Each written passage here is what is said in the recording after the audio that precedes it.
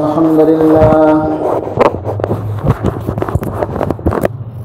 نحمده ونستعينه ونستغفره ونعوذ بالله من شرور أنفسنا ومن سيئات أعمالنا من يهده الله فلا مضل له ومن يضلله فلا هادي له وأشهد أن لا إله إلا الله وحده لا شريك له وأشهد أن محمدا عبده ورسوله أما بعد فإن خير الحديث كتاب الله وخير الهدي هدي محمد صلى الله عليه وسلم وشر الأمور محدثاتها وكل محدثة بدعة وكل بدعة ضلالة وكل ضلالة في النار فأعوذ بالله من الشيطان الرجيم بسم الله الرحمن الرحيم يا أيها الذين آمنوا اتقوا الله حق تقاته ولا تموتن إلا وأنتم مسلمون يا أيها الناس اتقوا ربكم الذي خلقكم من نفس واحدة وخلق منها زوجها وبث منهما رجالا كثيرا ونساء واتقوا الله الذي تساءلون به والأرحام إن الله كان عليكم رقيبا يا أيها الذين آمنوا اتقوا الله وقولوا قولا سديدا يصلح لكم أعمالكم ويغفر لكم ذنوبكم ومن يطع الله ورسوله فقد فاز فوزا عظيما أما بعد فأعوذ بالله من الشيطان الرجيم بسم الله الرحمن الرحيم قاف والقرآن المجيد بل عجبوا أن جاءهم منذر منهم فقال الكافرون هذا شيء عجيب أإذا متنا وكنا ترابا ذلك رجع بعيد قد علمنا ما تنقص الأرض منهم وعندنا كتاب حفيظ بل كذبوا بالحق لما جاءهم فهم في أمر مريج أما بعد وقال الله تعالى في كلامه المجيد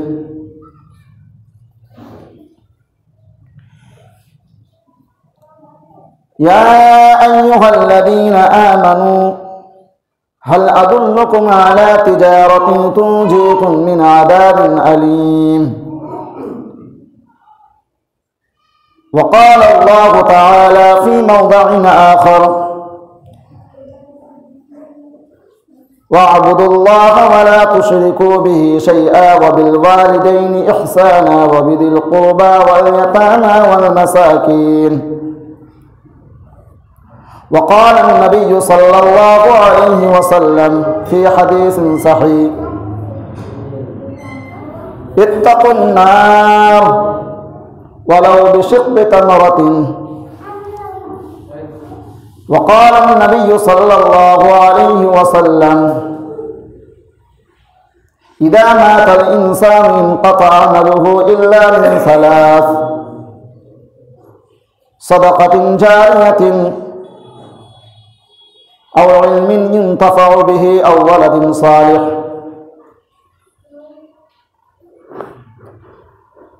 मस्जिद तो बना दी शब भर में ईमान की हरारत वालों ने मस्जिद तो बना दी शब भर में ईमान की हरारत वालों ने मन अपना पुराना पापी है برسوم نمازی بن نسکات। সম্মানীয় শ্রদ্ধেয় আজকের জুমার উপস্থিত মুসাল্লিবৃন্দ, প্রশংসা মাত্র সেই মহান আল্লাহ রাব্বুল আলামিনের জন্য, যে মহান আল্লাহ রাব্বুল আলামিনের প্রশংসা করে আমরা শেষ করতে পারবো না। তার প্রশংসা করে আমরা শেষ করতে পারবো না যদি পৃথিবীর সমস্ত গাছগুলোকে কেটে কলম বানাই, সমস্ত নদ নদী খাল বিল সমুদ্র যত পানি আছে দুনিয়াতে, গোটা পৃথিবীতে 4 ভাগের 3 ভাগ পানি, 1 ভাগ স্থল, সেই পানিগুলোকে কালি বানিয়ে, ইঙ্ক বানিয়ে, রসনাই বানিয়ে যদি তার প্রশংসা লিখতে শুরু করি, তার প্রশংসা শেষ করতে পারবো না। সে মহান আল্লাহ রাব্বুল আলামিন তার প্রশংসা করার সুযোগ করে দিয়েছেন একটি বাক্য দিয়ে, একটি বাক্য উচ্চারণ করার মাধ্যম দিয়ে। সেই বাক্যটি আদায় করলে বলে তার প্রশংসা হয়ে যায়। এই জন্য সবাই সকলে মনের প্রাণের গহীন থেকে সেই বাক্যটি আদায় করব, বলি আলহামদুলিল্লাহ। তারপরে তার নবী, বিশ্বনবী সরওয়ারে কায়নাত রহমাতুল্লিল আলামিন আমিন আল্লাহ মরুর দুলাল সাইয়্যিদুল মুরসালিনের উপর সহস্র দরুদ ও শান্তির ধারা বর্ষিত হোক। আল্লাহুম্মা সাল্লি আলাইহি আল্লাহুম্মা বারিক আলাইহি। প্রিয় মুসাল্লি ভাইয়েরা, আমরা প্রতি সপ্তাহে একদিন এরকম একটি সুবর্ণ চান্স পাই, একটি মৌকা পাই, একটি সুযোগ পাই, যেখানে আমরা একত্রিত হয়ে আমরা আল্লাহ রাব্বুল আলামিন এবং তার হাবিব জনাব মুহাম্মদ রাসূলুল্লাহ সাল্লাল্লাহু আলাইহি ওয়াসাল্লামের মুখনিসৃত বাণী থেকে কিছু শ্রবণ করতে পারি। এই দিনটাকে বলা হয় ইয়াউমুল জুমআ, যেটাকে বলা হয় সাইয়্যিদুল আইয়াম, সমস্ত দিনের সরদার। সপ্তাহে 7 দিন, 7 দিনের সরদার আজকের জুমার দিন। এই দিনের যে জোহরের নামাজ, সে জোহরের নামাজের রাকাত কয় রাকাত? জোহরের নামাজ কয় রাকাত হয়? 4 রাকাত। সেই 4 রাকাতের মধ্যে 2 রাকাতকে এই খুতবা যে ইমাম সাহেব দিবেন মেম্বারে চড়ে, এই খুতবাকে শ্রবণ করার জন্য কয় রাকাতকে ক্যান্সেল করা হয়েছে? 2 রাকাতকে। তাহলে নামাজের বদলে এই 2 রাকাত, এই খুতবার বদলে 2 রাকাতকে ক্যান্সেল করা হয়েছে, হটিয়ে দেওয়া হয়েছে। তাহলে নিশ্চয় এই খুতবার কত মর্যাদা রয়েছে, কত বড় এর ফজিলত রয়েছে, কত মনের আগ্রহ নিয়ে এই খুতবাকে শ্রবণ করতে হবে, ইমাম সাহেবের কথাগুলোকে শ্রবণ করতে হবে। আর শুধু তো শ্রবণ করলেই হবে, কি করতে হবে? আগামী 6টি দিন কিভাবে চলবো, কিভাবে আমাকে চলতে হবে, এই কথাগুলো এখান থেকে ব্যক্ত করা হয়, বলা হয়। শ্রবণ করব এই উদ্দেশ্যে যে আল্লাহ আগামী 6 দিন যেন আমি ভুল ভ্রান্তি যে কাজ কর্ম আমার দ্বারা হয়ে গেছে এগুলো শুধরিয়ে নিয়ে ভালোভাবে যেন আমল করে ভালোভাবে যেন 6 দিন পার করতে পারি। আমার বন্ধুগণ, আমি একটি আয়াত আপনাদের সামনে পরিবেশন করেছি প্রথমেই। আল্লাহ রাব্বুল আলামিন সেই আয়াতের মধ্যে বলেছেন, ইয়া আইয়ুহাল্লাযীনা আমানু। আমানু শব্দ নিয়ে এসেছেন। ঈমান এবং ইসলাম 2টি শব্দ। মুসলমান তো হতে পারা যায়, কিন্তু ঈমানদার হতে হলে আরো মেহনতের প্রয়োজন হয়। হয় কি হয় না? রাসূলুল্লাহ সাল্লাল্লাহু আলাইহি ওয়াসাল্লাম হাদিসের মধ্যে বলেছেন, আল ঈমানু বিদউন ওয়া সাবউনা শুবাতান।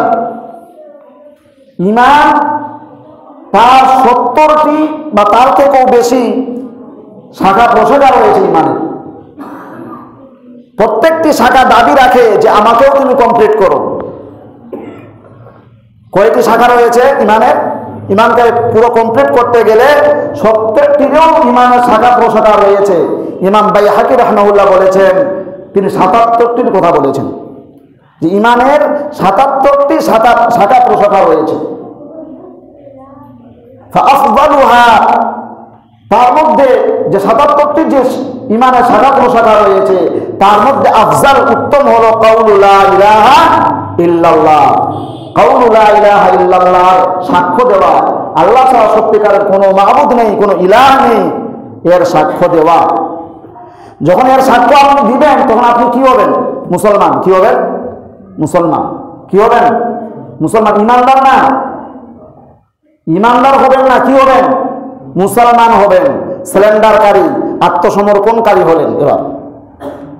এবার যদি আপনি আত্মসমর্পণ না করতে পারেন, আল্লাহর প্রতিটি কথা তার বিধানের ওপর যদি সামনে যদি আপনি নিজের মাথাকে সিলিন্ডার না করতে পারেন, তো আপনি মুসলমান হতে পারবেন? মুসলমান আর থাকা যাবে?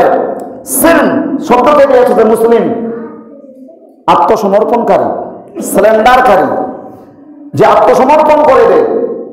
যখন আপনি এই কথাটা সাক্ষ্য দিয়েছেন যে লা ইলাহা ইল্লাল্লাহ, আল্লাহ ছাড়া কোনো সত্যিকারের কোনো মাবুদ নেই, কোনো ইলাহ নেই, তো এখন আপনি মুসলমান হলেন।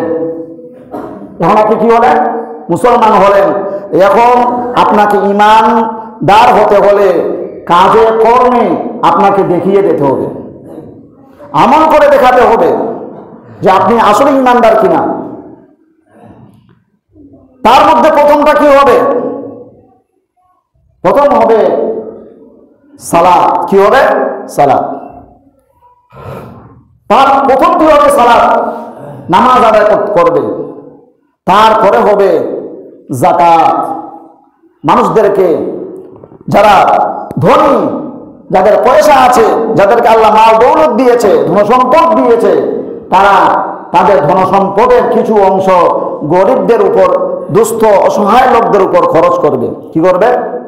দুস্থ অসহায়, যারা চলতে পারে না, যারা খুব বিপদে আপদে আছে, তাদের খোঁজ খেয়াল নিয়ে তাদের উপরে মালদারদের ধনসম্পদকে ব্যয় করতে হবে। আল্লাহ রাব্বুল আলামিন কোরআন মাজিদের মধ্যে বলেছেন যালিকাল কিতাবু লা রাইবা ফীহ, এটি এমন একটি কিতাব যার মধ্যে কোনো সন্দেহ নেই। হুদাল লিল মুত্তাকিন, হেদায়েত, এটা মুত্তাকিদের জন্য হেদায়েত স্বরূপ। তারপরে বলছেন আল্লাযীনা ইউমিনুনা, যারা আল্লাহকে না দেখে অদৃশ্যে যারা বিশ্বাস নিয়ে এসেছে, ঈমান নিয়ে এসেছে যে আল্লাহ রাব্বুল আলামিন তিনি আছেন, তিনি পৃথিবীর স্রষ্টা, তিনি আমাকে রিজিক দেন, তিনি আমাকে পরিচালনা করেন, আমার ফ্যামিলিকে পরিচালনা করেন, তিনি সব কিছুর পালন কর্তা, তিনি সব কিছু। তারপরে ওয়ায়ুকিমুস সালাহ, নামাজ প্রতিষ্ঠা করে, ওয়া মিম্মা রাযাকনাহুম ইউনফিকুন, আর আমি যা কিছু তাকে ধনসম্পদ দিয়েছি তা থেকে সে আল্লাহর রাস্তায় মানুষদের উপর, দুঃস্থ অসহায় লোকদের উপর কি করে? খরচ করে। একটা আছে যাকাত, আর একটা আছে সাধারণ খরচ, সাদকা, দান, খরচ, যেটাকে ইনফাক ফি সাবিলিল্লাহ বলা হয়। ইনফাক ফি সাবিলিল্লাহ, যে আপনার কাছে যতটুকু আছে মাল, ধনসম্পদ যতটুকুই আছে, সেটার মধ্য থেকে কিছু আপনি গরিব, অসহায়, দুস্থ লোকদের উপর কি করবেন? খরচ করবেন। আল্লাযীনা ইউমিনুনা বিল গায়ব ওয়া ইউকিমুনাস সালাহ ওয়া মিম্মা রাযাকনাহুম ইউনফিকুন। তো আমি যে আয়াতটি পড়েছি, ইয়া আইয়ুহাল্লাযীনা আমানু, হে ঈমানদারগণ, আলা আদুল্লুকুম আলা তিজারাতিন, তোমাদেরকে কি আমি এমন একটি ব্যবসার কথা বলবো না? আল্লাহ ব্যবসার কথা বলছেন, বিজনেসের কথা বলছেন। ব্যবসা, আমরাও তো ব্যবসা করি, বিজনেস করি, ব্যবসা করি। আল্লাহ ব্যবসার কথা বলছেন। কিরকম ব্যবসা করতে বলছেন? তুনজিকুম মিন আযাবিন আলীম, এমন ব্যবসা করো, এমন বিজনেস করো যেটাতে তোমাকে দরদনাক যন্ত্রণাদায়ক শাস্তি থেকে তোমাকে বাঁচিয়ে দেবে, এইরকম ব্যবসা বাণিজ্য করো, এইরকম বিজনেস করো, এইরকম ব্যবসা করো। কারণ ব্যবসা করতে বলছেন আল্লাহ রাব্বুল আলামিন। ব্যবসাটা কি? তুমিনুনা বিল্লাহ। ব্যবসার মধ্যে প্রথম যেটা, সেটা হলো কি? আল্লাহর উপর তুমি ঈমান নিয়ে আসবে। ওয়া তুজাহিদুনা ফি সাবিলিল্লাহি বিআমওয়ালিহিম ওয়া আনফুসিহিম, আর আল্লাহর রাস্তায় জান মাল দিয়ে তুমি কি করবে? চেষ্টা করবে। জান মাল দিয়ে তুমি জিহাদ করবে, চেষ্টা করবে আল্লাহ দ্বীনকে কায়েম করার জন্য, আল্লাহ দ্বীনকে ফেলানোর জন্য। এটাই হলো তোমার এইরকম ব্যবসা, যে ব্যবসা করলে তোমাকে আল্লাহ জাহান্নামের আগুন থেকে, সেই যন্ত্রণাদায়ক আগুন থেকে আল্লাহ রাব্বুল আলামিন আযাব থেকে তোমাকে বাঁচিয়ে দেবে। আমার বন্ধুগণ, আল্লাহ রাব্বুল আলামিন আমাদের জন্য যে জান্নাত তৈরি করে রেখেছেন, সেই জান্নাত তিনি দুইটি জিনিসের বদলতে দেবেন। আল্লাহ রাব্বুল আলামিন বলেন, ইন্নাল্লাহা আশতারা মিনাল মুমিনিনা আনফুসাহুম ওয়া আমওয়ালাহুম বিআন্না লাহুমুল জান্নাহ। নিশ্চয় আল্লাহ খরিদ করে নিয়েছেন, কিনে নিয়েছেন তোমাদের জান এবং মালকে, তোমাদের জানকে এবং মালকে ক্রয় করে নিয়েছেন, খরিদ করে নিয়েছেন, কিনে নিয়েছেন। কিসের বিনিময়ে? জান্নাতের বিনিময়ে। জান্নাতের বিনিময়ে। তো জান্নাত পেতে হলে প্রথম যে কাজ, সেটা প্রয়োজন পড়লে পরে জান দিতে হবে, প্রয়োজন পড়লে পরে মাল খরচ করতে হবে। জান্নাত এটা আপনার কাছে চায় যে প্রয়োজন পড়লে আপনি জানও দিয়ে দেবেন, আর প্রয়োজন পড়লে আপনি মালও দিয়ে দেবেন। আমার বন্ধুগণ, জান এবং মাল দুটাই জান্নাত চায়। জান্নাত চাইতে হলে, পেতে হলে জান লাগবে আর মাল লাগবে। এখন জান বলতে এখানে প্রয়োজন পড়লে তো জান দিতে হবে, প্রয়োজন পড়লে তো জিহাদে বের হতে হবে। কোন মুসলমান, কোন ইমানদার বাড়িতে বসে থাকতে পারে না। জিহাদের দামামা বেজে গেলে কোন মুসলমান মনের উপর, কোন মুমিনের উপর এটা প্রযোজ্য নয় যে সে বাড়িতে বসে থাকবে। সেই সময় তো জান দিতেই হবে, আল্লাহর রাস্তায় বের হতেই হবে। কিন্তু আমরা ছোট ছোট কাজগুলোকে আমরা কষ্ট করতে চাই না, কষ্ট করতে পারি না। যেমন কি নামাজে আসতে পারি না, সালাত আদায় করি না। মাল, যাদের কাছে ধনসম্পদ আছে তারা আমরা আল্লাহর রাস্তায় ধনসম্পদ ব্যয় করতে পারি না, দুস্থ অভাবী লোকদের উপর খরচ করতে পারি না। কিন্তু দেখুন আল্লাহ রাব্বুল আলামিন কোরআন মাজিদে কি বলেছেন, ওয়াইলুল লিকুল্লি হুমাযাতিল লুমাযা। সেই সব লোক যারা মানুষের আগে এবং পিছনে মানুষের পরনিন্দা করে, তাদের জন্য ধ্বংস হোক, তারা ধ্বংস হয়ে যাক, তাদের জন্য ওয়াইল নামক জাহান্নাম। কারণ কি? আল্লাযী জামাআ মালান ওয়া আদ্দাদা। তারা মাল, ধনসম্পদ জমা করে, ধনসম্পদ জমা করে গচ্ছিত করে রাখে, আর টাকা পয়সা শুধু গুনে গুনে রাখে, আল্লাহর রাস্তায় খরচ করে না। অভাবী, অভাবে অনাটনে দুস্থ লোক যারা আছে, অসহায় যারা আছে, তাদের উপর খরচ করে না। যারা মিসকিন, যারা ফকির, যারা অসহায়, তাদের উপর খরচ করে না। মাল ইনকাম করে, রোজগার করে, কামাই করে, যেভাবে হোক কামাই করে, আর জমা করে রাখে, পুঞ্জীভূত করে রাখে, আর সেটা আল্লাহর রাস্তায় খরচ করে না, শুধু গুনে গুনে রাখে। আল্লাযী জামাআ মালান ওয়া আদ্দাদা। এটা সে কেন করে? আল্লাহ রাব্বুল আলামিন নিজেই বলেছেন, এটা সে এই জন্যই করে, ইয়াহসাবু আন্না মালাহু আখলাদা। সে মনে করে এই মাল, এই সম্পদ আমাকে চিরস্থায়ী করে দেবে, চিরজীবী করে রাখবে, চিরদিন আমি এই মালের বদৌলতে থাকতে পারবো। মানুষ এটাই মনে করে যে মাল জমা করে রাখবো, বলা যায় না আমি অসুস্থ হয়ে যেতে পারি, বলা যায় না আমার ফ্যামিলির কেউ অসুস্থ হয়ে যেতে পারে, বলা যায় না আমার অমুক অসুখ হয়ে যেতে পারে, অমুক ডিসিজ হয়ে যেতে পারে। সেই দিনের জন্য চিন্তা ভাবনা করে সে বেশি বেশি করে জমা করে রাখে, বেশি বেশি করে মালগুলো গুনিয়ে গুনিয়ে বাক্সের মধ্যে, ব্যাংকের মধ্যে রিজার্ভ করে রাখে। আমার বন্ধুগণ, সেই যে রিজার্ভ করা, সেই যে পুঞ্জীভূত করা মাল সম্পদ আপনি যে রেখেছেন, আপনি যে সেই পুঞ্জীভূত করা মাল থেকে নিজের রোগের জন্য, নিজের শরীরের জন্য যে সেটা খরচ করতে পারবেন, এর কোনো গ্যারান্টি নেই।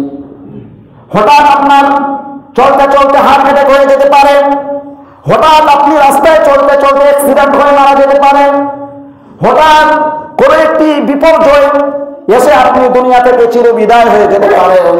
আর আপনার সেই জমাকৃত মাল, আপনার সেই পুঞ্জীভূত কোনো মাল পুঞ্জীভূত অবস্থায় থাকবে। আর আপনি যখন দুনিয়া ছেড়ে চলে যাবেন, আপনার ওয়ারিসগণ, আপনার ছেলে মেয়ে, আপনার স্ত্রী, আপনার আত্মীয় স্বজন, আপনার পুঞ্জীভূত করা মালগুলো নেওয়ার জন্য তারা একে অপরে লড়াই করবে, ঝগড়া করবে। আপনার কথা আর কেউ চিন্তা করবে না, ভাববে না যে লোকটি কি অবস্থায় আছে। কারণ 3 হাত মাটির কবরে, সেখানে কোনো টেলিফোন হয় না, সেখানে কোনো ফোন যায় না, সেখানে কারো খবর নেওয়া হয় না, সেখানে তো কেউ খবর নিতে পারবে না, আর আপনার কথা কেউ চিন্তাও করবে না। আপনার সম্পদ নেওয়ার জন্য তারা ব্যস্ত হয়ে থাকবে। আমার বন্ধুগণ, এই জন্য আল্লাহ রাব্বুল আলামিন বলেন, হে ঈমানদারগণ, তোমরা সেই অগ্রিম দিনের জন্য পঞ্জীভূত করো, জমা করো, যেদিন তোমাকে আল্লাহ রাব্বুল আলামিন তোমার পুঞ্জীভূত করা যে সম্পদ, সেই সম্পদগুলোকে অনেক গুণে বাড়িয়ে দেবে। করদান হাসানা, উত্তম ঋণ আল্লাহকে দাও, দুনিয়াতে দুস্থ অসহায় লোকদের উপর খরচ করো, মাদ্রাসা মসজিদে খরচ করো। তুমি সেই খরচ করা সেই সম্পদকে আল্লাহর কাছে কিয়ামতের দিন তুমি অনেক গুণে বাড়তি অবস্থায় পাবে, অনেক গুণ আল্লাহ রাব্বুল আলামিন তোমাকে দিবেন। সেই জন্য তুমি পুঞ্জীভূত করো। আর তুমি ভেবেছ ইয়াহসাবু আন্না মালাহু আখলাদা, যে এই যে জমাকৃত মাল, এই যে আমার সম্পদ, এই সম্পদ আমাকে চিরদিন করে রাখবে, চিরদিনের জন্য আমি বেঁচে থাকবো। না না, আল্লাহ রাব্বুল আলামিন বলছেন, ইয়াহসাবু আন্না মালাহু আখলাদা কাল্লা লা ইউনবাদান্না ফিল হুতামা। কখনো নয়, তার সম্পদ এবং তার সম্পদগুলোকে এবং তাকেও আমি ধরে জাহান্নামে নিক্ষেপ করবো, জাহান্নামে চালিয়ে দেব। সেই ব্যক্তিকে ধনসম্পদ খরচ না করার কারণে জাহান্নামে চালিয়ে দেব। কাল্লা, কখনোই নয়, লা ইউনবাদান্না ফিল হুতামা, হুতামা নামক জাহান্নামে তাকে আমি নিক্ষেপ করব, চালিয়ে দেব সেখানে। কাল্লা লা ইউনবাদান্না ফিল হুতামা। আর আল্লাহ রাব্বুল আলামিন তার হাবিব জনাবে মুহাম্মদুর রাসূলুল্লাহ সাল্লাল্লাহু আলাইহি ওয়াসাল্লামকে বলছেন, ও নবী, আপনি কি জানেন হুতামা কাকে বলে? ওয়া আদরাকা মা হুতামা, আপনি কি জানেন হুতামা নামক জাহান্নামটি কি? আপনি কি জানেন সে সম্পর্কে? নারুল্লাহিল মুকাদা, সেটা জ্বলন্ত আগুন, এমন জ্বলন্ত আগুন, এমন তেজস্বী আগুন, আল্লাতী তাত্তালিউ আলাল আফইদা, সেই জাহান্নামের আগুনগুলো মানুষের অন্তর পর্যন্ত ঝাঁকুনি দেবে। আমার বন্ধুগণ, এমনকি আল্লাহ রাব্বুল আলামিন সেই জাহান্নামে খুঁটি স্তম্ভ কায়েম করবেন, খুঁটি কায়েম করবেন, আর সেই খুঁটির সঙ্গে মানুষদেরকে বেঁধে রাখা হবে। সেই জাহান্নাম থেকে পালানোর আর কোনো উপায় থাকবে না। এই হলো সেই জাহান্নাম। আর যারা সম্পদ পুঞ্জীভূত করে রাখে, দুস্থ অসহায় লোকদের উপর খরচ করে না, আল্লাহ রাব্বুল আলামিন অন্য জায়গায় বলেছেন, আল্লাযীনা ইয়াকনিজুনা আয-যাহাবা ওয়াল ফিদ্দাতা ওয়া লা ইউনফিকুনা ফী সাবিলিল্লাহ ফাবাশশিরহুম বিআযাবিন আলীম। যারা সোনা চাঁদি ধনসম্পদ পুঞ্জীভূত করে রাখে, জমিয়ে রাখে, তাদেরকে আপনি যন্ত্রণাদায়ক আযাবের সুসংবাদ দিন। নাউযুবিল্লাহি মিন যালিক। যন্ত্রণাদায়ক আযাবের সুসংবাদ দিন। কিয়ামতের দিন আল্লাহ রাব্বুল আলামিন অপরাধীদেরকে জিজ্ঞাসা করবেন, মা সালাকাকুম ফি সাকার, ও অপরাধী, ও জাহান্নামী, কেন জাহান্নামে এলে? কি কাজ করেছিলে? কি গুনাহের কাজটাই করেছিলে যে জাহান্নামে এলে, এই সাকার নামক জাহান্নামে এলে? মা সালাকাকুম ফি সাকার, কে কোন কাজে কোন আমলে তোমাকে এই সাকার নামক জাহান্নামে নিয়ে এসেছে বলো? লোকটি বলবে, লাম নাকু মিনাল মুসাল্লিন, আমরা নামাজীদের অন্তর্ভুক্ত ছিলাম না, নামাজ আদায় করতাম না। শীতের সময় বেশ করে, এখন ঠান্ডার সময় বেশ করে আমরা ঘুমিয়ে থাকতাম, ফজরে নামাজে আসতাম না। 5 ওয়াক্ত নামাজ আল্লাহ ফরজ করেছেন, সেটার আমরা পরোয়া করতাম না, তাওয়াক্কুফ করতাম না, সেটার পরোয়া করতাম না। শুধু জুমার দিনে লোক ঢোকানোর জন্য চলে আসতাম মাঝে মধ্যে করে। নামাজকে আমরা সংরক্ষণ করতাম না, নামাজকে হেফাজত করতাম না। অথচ আল্লাহ রাব্বুল আলামিন বলেছেন, হাফিজু আলাস সালাওয়াতি ওয়াস সালাতিল উসতা ওয়া কুমু লিল্লাহি কানিতিন। নামাজকে হেফাজত করো, বিশেষ করে ফজরের নামাজ আর আসরের নামাজ।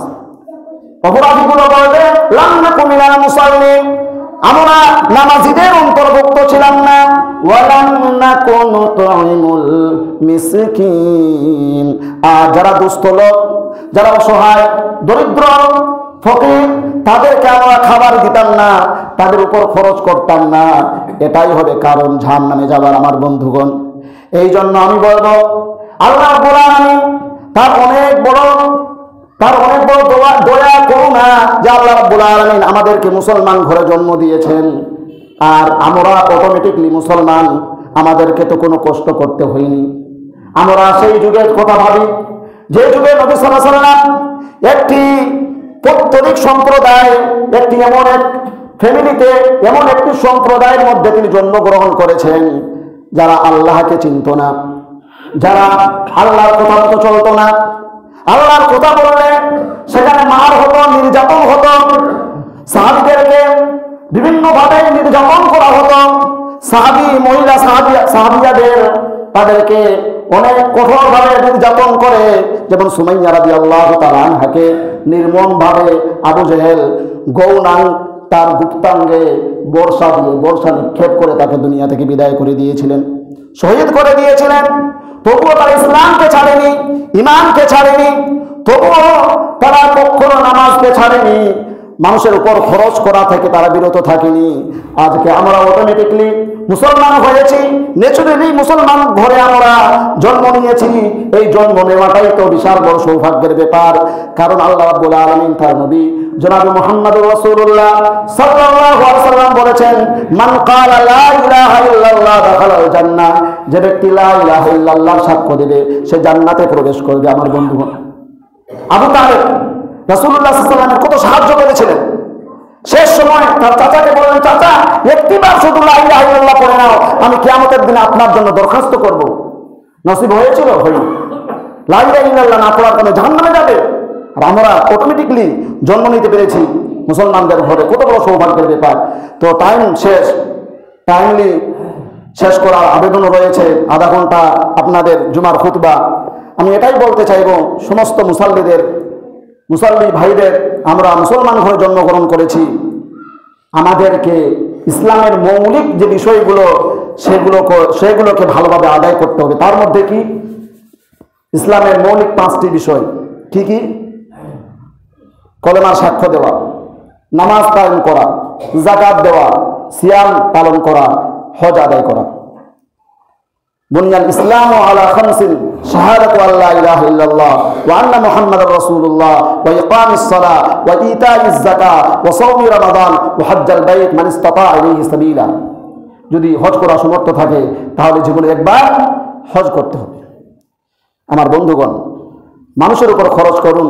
রাসূলুল্লাহ সাল্লাল্লাহু আলাইহি ওয়াসাল্লাম বলেছেন, সেই ভয়াবহ জাহান্নাম থেকে বাঁচো, ইত্তাকুন নার, জাহান্নাম থেকে বাঁচো, ওয়ালাউ বিশাক্কি তামারাতিন, যদিও বা খেজুরের একটি টুকরো হয় সেটাও দান খয়রাত করে জাহান্নাম থেকে বেঁচে যাও। সাদকা করলে জাহান্নাম থেকে বাঁচা যায়। সাদকা করলে, দান খয়রাত করলে মালে, সম্পদে, ধনে, নিজের শরীরে, বডিতে বরকত হয়। বরকত শরীরে কিভাবে হবে? আপনি সুস্থ থাকবেন, ভালো থাকবেন। এই জন্য রাসূলুল্লাহ সাল্লাল্লাহু আলাইহি ওয়াসাল্লাম বলেছেন যে 2 জন ব্যক্তি ছাড়া কারো উপর ঈর্ষা করা যায় না, হাসাদ করা যায় না। তার মধ্যে একজন হলো যাকে কোরআনের শিক্ষা দেওয়া হয়েছে, সেই শিক্ষা অনুযায়ী সে চলে, আমল করে, কোরআন তেলাওয়াত করে, মানুষদেরকে শিখায়। আর অপরের এক ব্যক্তি যাদেরকে ধনসম্পদ দেওয়া হয়েছে, সেই ধনসম্পদ সে কি করে? সঠিকভাবে সঠিক জায়গায় সে ব্যয় করে, খরচ করে। আমার বন্ধুগণ, রাসূলুল্লাহ সাল্লাল্লাহু আলাইহি ওয়াসাল্লাম বলেছেন, যে ব্যক্তি কোনো অভাবী দুস্থ লোকের অভাবকে দূর করে, কোন মুসলিম ভাইয়ের সাহায্যে থাকে, কোন মুসলিম ভাইয়ের গোপনীয়তা রক্ষা করে, আর মান সালাকা তারিকান ইয়ালতামিসু ফীহি ইলমান সাহহারাল্লাহু বিহি তারিকান ইলাল জান্নাহ, আর যে নিজের বাড়ি থেকে জ্ঞান অর্জন করার জন্য, কোরআন শিক্ষা করার জন্য, হাদিস শিক্ষা করার জন্য বাড়ি থেকে বের হয়, আল্লাহর রাসূল সাল্লাল্লাহু আলাইহি ওয়াসাল্লাম বলেছেন আল্লাহ তাআলা তার জন্য জান্নাতের রাস্তাকে সহজ করে দেন। বলুন সুবহানাল্লাহ। আমার বন্ধুগণ, তো আল্লাহ রাব্বুল আলামিনের কাছে দোয়া করি, আল্লাহ রাব্বুল আলামিন তুমি আমাদেরকে সবাইকে বুঝার, শোনার এবং সেই মোতাবেক আমল করার তৌফিক দাও। সকলে বলুন আমিন। ইয়া রাব্বুল আলামিন, আমাদের মধ্যে যারা যারা অসুস্থ আছে তাদেরকে তুমি সুস্থতা দান করো। ইয়া রাব্বুল আলামিন, যারা ঋণী আছে, ঋণগ্রস্ততায় ভুগছেন, তাদের থেকে তুমি ঋণ মুক্ত করো। ইয়া রাব্বুল আলামিন, যারা আমাদের পিতামাতা ভাই বোন যারা চলে গেছেন দুনিয়া থেকে, তাদের কবরটাকে তুমি নূর বানিয়ে দাও। তাদের গুনাহ খাতাকে মাফ করে দিয়ে তাদের কবরগুলোতে তুমি তাদের জন্য জান্নাতের দরজা খুলে দাও, জান্নাতের বিছানা বিছিয়ে দাও। তাদেরকে তুমি কবরে ভালো রাখো, হাসর নাসরে তাদেরকে তুমি উত্তম বদলা দিও। সকলে বলুন আমিন।